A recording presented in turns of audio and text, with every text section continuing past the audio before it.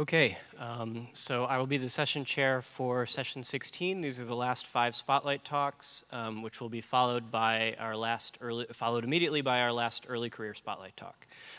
So the first talk in the session will be presented by Federico Rossi. It will be on the interaction between autonomous mobility on demand systems and the power network, models, and coordination algorithms. Thank you. So let me just get this. Thank you very much. Today, I want to tell you about our work on coordinating the interaction between fleets of electric self-driving cars and the electric power network. This is joint work with Marco Pavone and Ramon Iglesias of Stanford and Manouche Elizadeh of UCSB. Autonomous mobility on-demand systems are fleets of self-driving cars centrally routed that service transportation requests on demand. These systems hold promise to replace personal vehicles in large cities, offering high quality of service at lower cost compared to private cars. And the aim of these systems are especially well suited to electric vehicles. Studies show that mass adoption of private electric vehicles in the US could triple the price of electricity across the nation. Conversely, AMOD systems can enact fleet-wide smart charging policies that align the distribution of charging and discharging in time and space with the operations of the power network, effectively helping control the power network and lowering the price of electricity for everyone. We call this Power-in-the-Loop Autonomous Mobility on Demand, or PAMOD. And throughout this talk, I'll be showcasing algorithms to realize this vision and case studies to justify its importance. Throughout this talk, we will make 4 key modeling assumptions shown in the next slide. We modeled the road network with a network flow model, similar to the one we presented at RSS in 2016. For the power network, we used the DC model, which is widely used in industry. And for the last mile, we only consider thermal constraints. Finally, we assume that the transportation network is able to buy and sell electricity at locational marginal pricing, in effect, acting as its own mini utility. We start by jointly optimizing the operations of these 2 systems with the goal of maximizing social welfare, defined as the sum of the costs of these 2 systems. This is how we do it. We start with a network flow model, which is identical to what we presented 2 years ago. And then we augment this network flow model for the transportation network to capture the state of charge of the vehicles. Vehicles discharge as they travel on road links, and they can either charge or return power to the network at blue charging links. This, of course, has an impact on the power network. And finally, we augment this model in time to capture daily variations in demand for power and for transportation.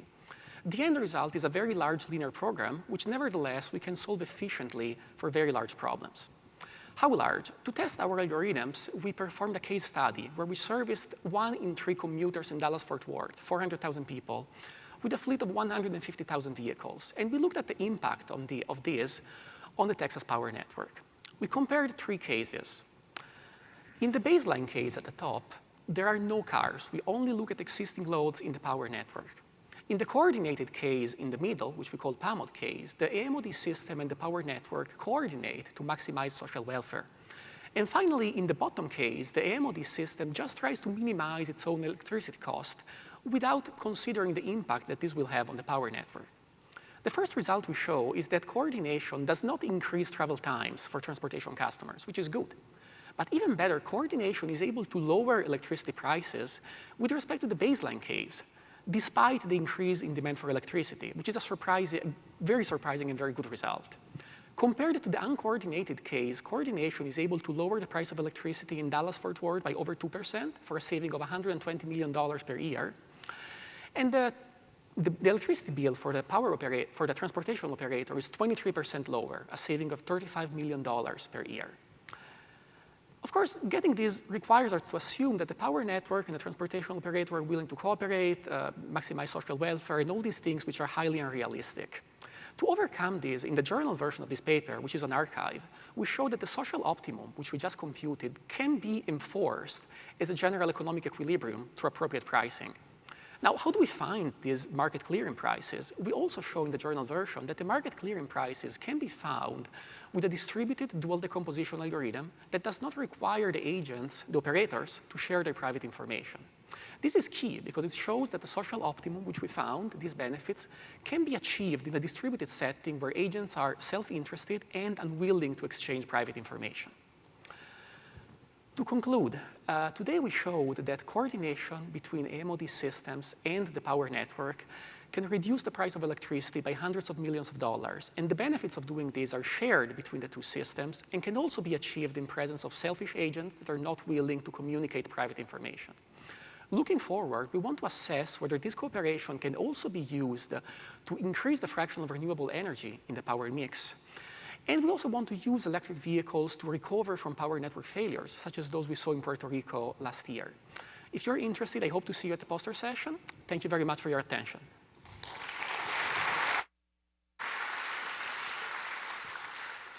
Thank you. The next speaker will be Philip Schillinger, who will be talking about improving multi-robot behavior using learning-based receding horizon task allocation.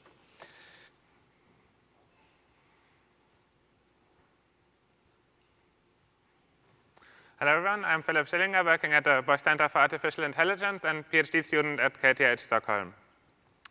So in many multi-robot applications, the robots are actually facing repetitive tasks they have to satisfy again and again.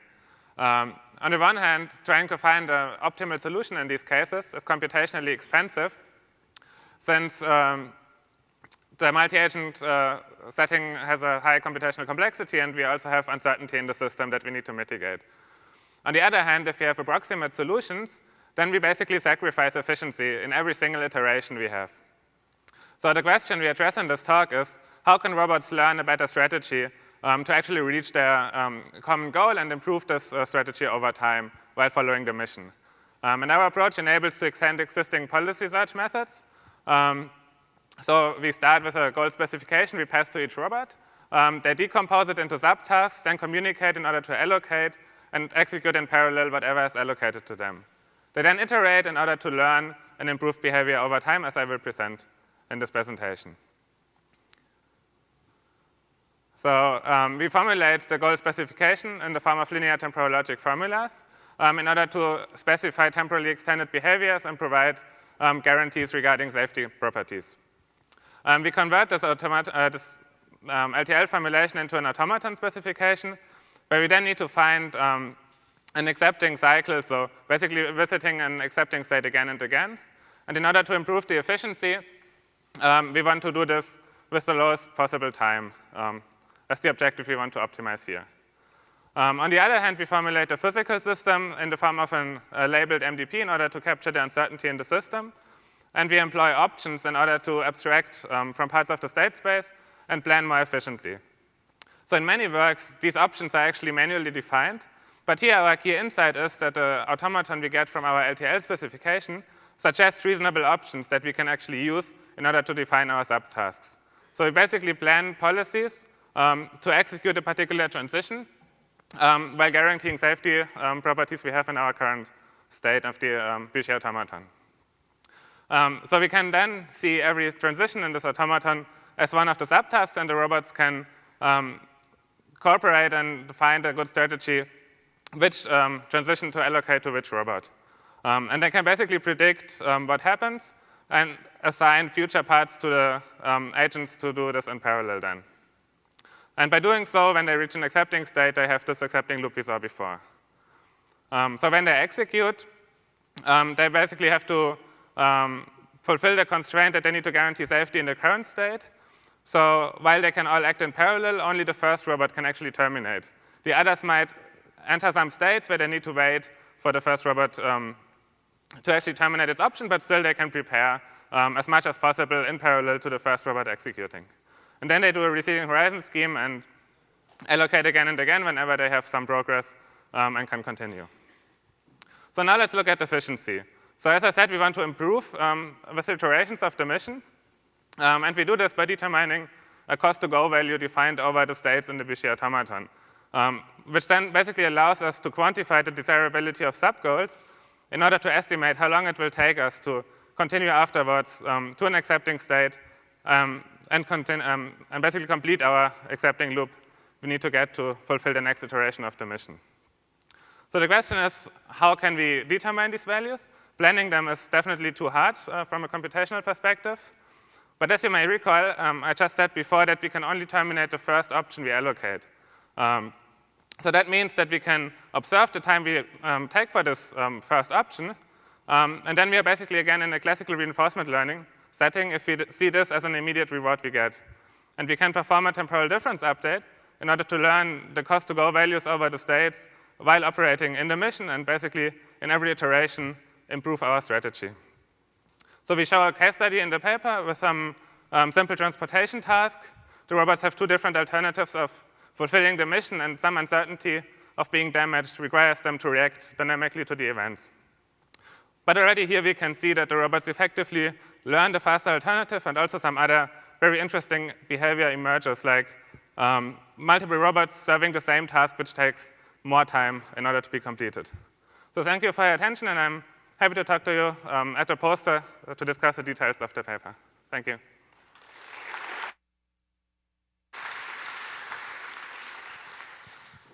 Thank you, Philip.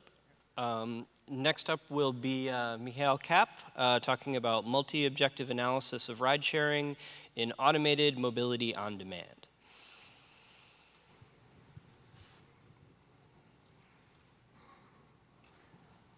Okay, hello everyone. I'm Michael Kapp from TU Delft, and this is joint work with Javier Alonso Mora.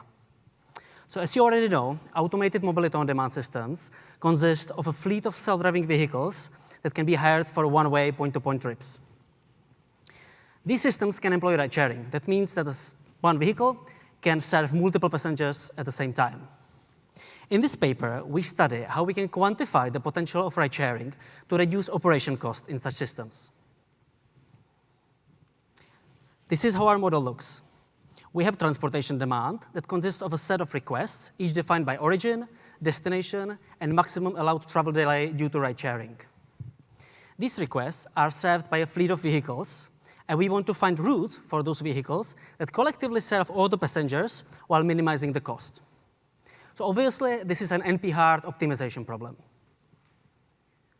We solve the problem by generating all possible groups of passengers that a particular vehicle can serve, and then by formulating an integer program that finds the optimal assignment of those groups to vehicles such that every passenger is served and the cost is minimized.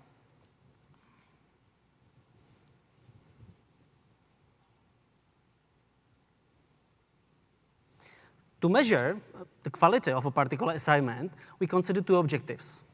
On the one hand, the passengers are interested in the quality of service. That we define as the average travel delay across all passengers. On the other hand, the operator of the system is interested in the operation cost, which we assume to be proportional to the total vehicle distance driven in the system. So this is competing objectives, right? We can, if we share more rides, the operation cost goes down, but the passengers will spend more time in transit. Let's illustrate this. If we plot every feasible assignment on the objective plane, where on the x-axis is the travel delay, and on the y-axis we have the vehicle distance traveled, we can observe that different assignments achieve different trade-off between the two objectives. So on the border of this feasible set, we can find Pareto optimal solutions. These are the solutions that cannot be further improved in the value of one objective without impairing the value of the other objective. We can find such solutions by solving the problem for different combinations of the two cost terms. The Pareto optimal solutions, they define so-called Pareto curve. This is a curve that graphically represents the limits of ride-sharing on the given demand instance. In other words, it is fundamentally impossible to achieve system performance that would plot below this curve. Now, if we look at the top leftmost Pareto optimal solution, it's the one that only cares about the quality of service. So here, we assign a dedicated vehicle to every request. Now, when we move down along the Pareto front, we can see that the Pareto optimal solutions use more and more ride-sharing until no more ride-sharing is possible because we hit the constraint that limits the maximum travel delay for each passenger. One interesting thing to notice is that by minimizing the operation cost, we have to share more, which indirectly also leads to reduction of the number of vehicles used in each solution. Now, to illustrate, imagine that you have a transportation demand that consists of 50 randomly generated travel requests. If you take one instance of this demand process, we can find the Pareto curve and the respective Pareto optimal solutions.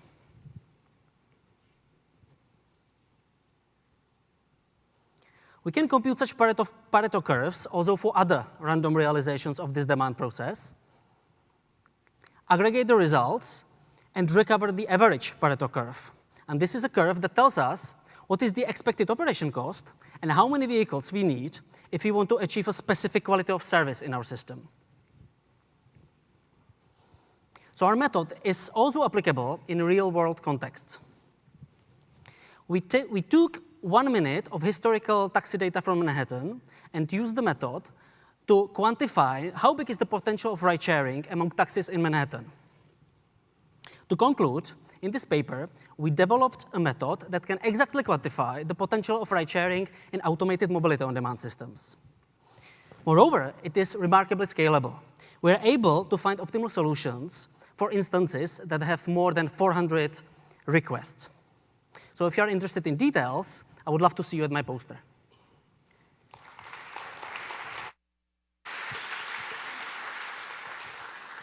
Thank you. Next, we will have Jingjin Yu, who will talk about constant factor time optimal multi-robot routing on high-dimensional grids in quadratic time.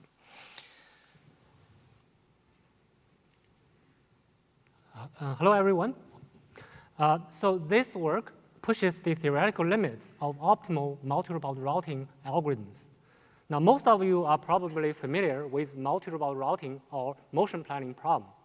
In a graph-based setting, such a problem is defined by a three-tuple G, Xi, Xg, in which G is the underlying graph, and Xi and Xg are the initial and goal configurations of the robots that reside on this graph G. Now, in our particular setting, G is a k-dimensional grid with n vertices, and each vertex has a robot on it, i.e., we're at maximum robot density. Now, given such a setup, the only feasible moves are synchronous rotations of robots along disjoint cycles of G, as illustrated in the second figure here. Now, given a particular problem instance, we define the distance gap, dg, as the maximum distance between any pair of start and go configurations. Clearly, dg is an underestimate of the required number of steps for solving a given problem. In this work, we provide an algorithm, PAF, or partition and flow, that computes a plan requiring only ODG number of steps, i.e. constant factor time optimal. Our algorithm runs in quadratic amount of time and works for arbitrary fixed dimension k under maximum robot density, which means that it also works for any other robot density cases with the same theoretical guarantee. And there's a large body of literature devoted to the study of the computational complexity and algorithmic aspects of multi-robot motion planning problems, and very few of these are listed here that are related to our work. Given the time, I'll only mention the last 3 lines, which are really directly related to what we do here. At last year's first MIS conference, we provided the first expected constant factor time optimal algorithm for the KD case. Recently, Domain and others at Sausage 18 provided a constant factor time optimal algorithm for the 2D case, removed the expectation part. In this work, we provide a constant factor time optimal algorithm for the more general KD case. And our algorithm is developed independent of the work by Domain and others. I should mention, of course, the problem itself is NP hard. Now, how do we actually make this work? Here, I will very briefly introduce the main ideas for the 2D case, which builds on our earlier work, the split and group algorithm from our MIS paper. Now, given an M1 times M2 grid, the SAG algorithm splits the grid into 2 halves and groups the robots so that each robot is moved to a half where its goal also belongs to. Then we basically do this iteratively and carefully. We can actually solve the entire problem using only O M1 plus M2 number of steps. Now from here, the PAF algorithm takes over. For a given problem, it first computes this distance gap dg. Now, then it partitions the problem grid into theater dg times theater dg size cells. Given this partition and the definition of dg, for a robot in a given cell, it must have its goal in the same cell or a nearby cell. Moreover, because each vertex is occupied by a robot, now if a robot, say A, starting from a given cell, must be moved to a neighboring cell, then some other robot B must then be moved to where robot A was. Now, this allows us to construct a global flow of all these robots, such that after we execute all this global flow, we end up with a case where every robot now is in a cell where its goal also resides. At this point, we call that SAG algorithm in parallel on all these cells and solve the entire problem. And this gives us the constant factor time optimality guarantee.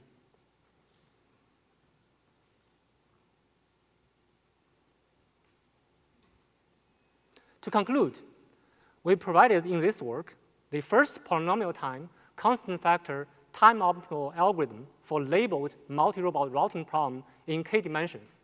Currently, we're exploring multiple extensions, including the generalization to continuous cases, developing faster algorithms for lower density cases, and working with dynamically generated tasks. Thank you.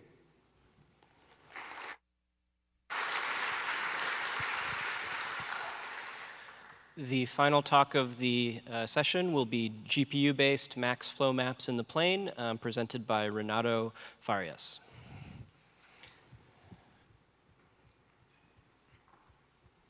Good afternoon, everyone. My name is Renato Farias. I'm a graduate student at the University of California, Merced, and I'm here to present our work, GPU-based max flow maps in the plane. The goal of our work is to generate paths for multiple agents traversing a polygonal environment with obstacles in an optimal way with regards to the maximum flow capacity of the environment. As you can see in the image, the input polygonal environment P contains the obstacles and is made up of 4 parts: the flow source and sink segments, P source and P sink, and the 2 polygonal lines in between them, P bot and P top. A flow is a divergence-free vector field that provides directions that the agents can follow in P, and a max flow is a flow that enters P through P source, everywhere along P source, and maximizes the directions crossing P sink outwards. So we're able to compute the max flow field and extract lanes from it such that the flow of agents through the environment is optimal. To compute the max flow field, we first use our method to compute the shortest path map, or SPM, which is a spatial decomposition which encodes all of the shortest paths in the plane to given source points or segments. Our GPU computation method consists of rendering clipped cones to simulate the wavefront propagation of the continuous Dijkstra approach. We use the SPM methodology to accumulate distances, which is necessary to determine the min cut of the environment, which also gives us the max flow of our problem. For the continuous max flow problem, however, we have to address the 0-1 infinity weighted regions problem, where obstacles can now be considered to be impassable with infinite cost, or they can have completely free movement with cost 0. This means that when a wavefront comes into contact with the cost 0 region, it immediately continues propagating all along its perimeter without adding to the cost.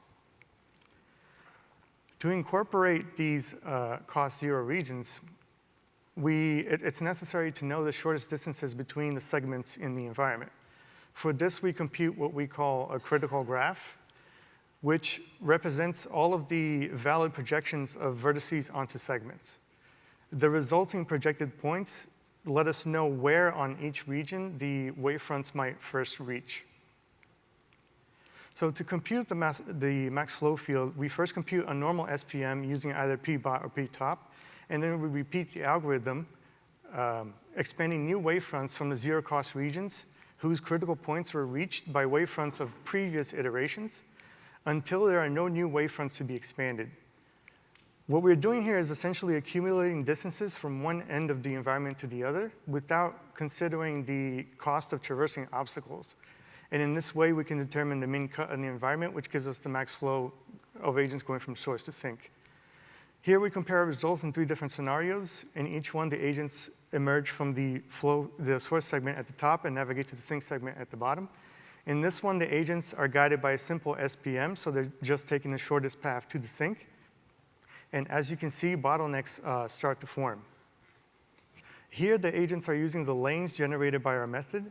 The bottlenecks are eliminated, and we are able to make use of the full flow capacity of the environment.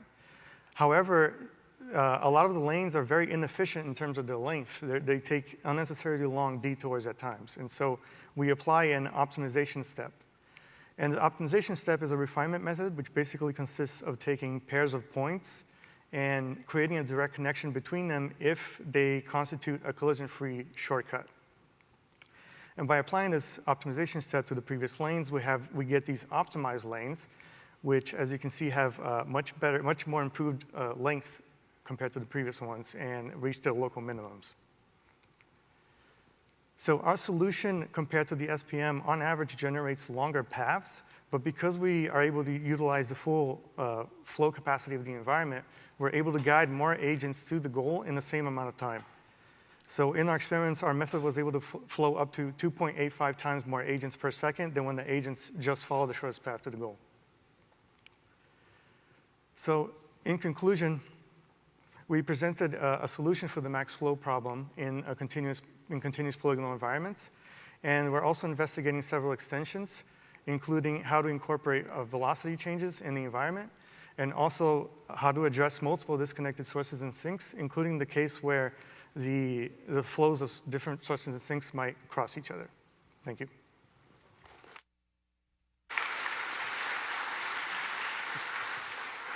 If we could invite all of the speakers up for a short Q&A.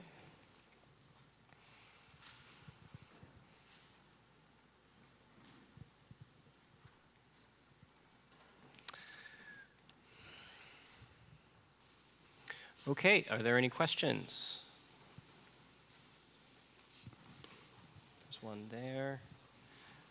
We have the orange microphone. Hi, I had a question for Federico. Yeah, really good talk, and it's a very important, interesting problem. I wonder how much is your framework and your results, how much would it be affected by a changing nature of the power grid? Let's say it becomes more intelligent or more adaptive in the future, or if you have a power grid that's less sophisticated in more developing countries. Like, how much does your framework depend on the characteristics of the power grid and of how it's, what kind of services it can provide, or whether it depends on that at all?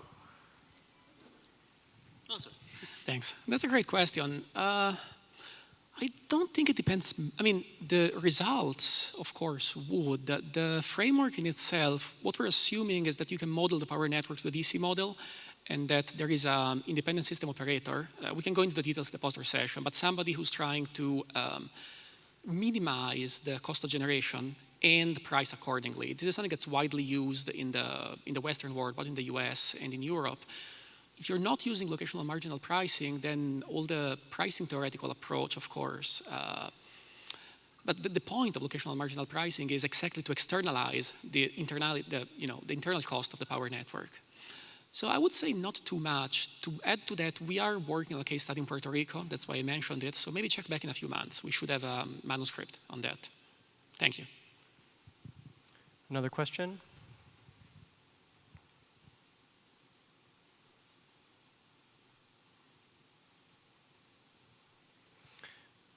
So I have a question for Philip with the receding horizon methods.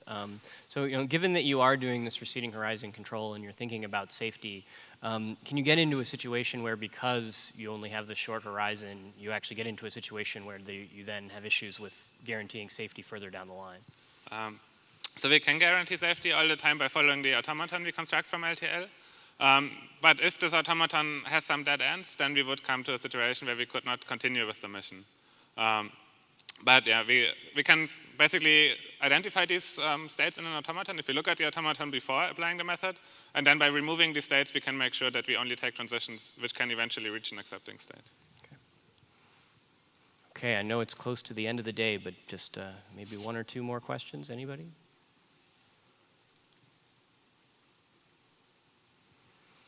Okay, folks. Well, in the interest of time then, I think we'll thank our speakers one more time.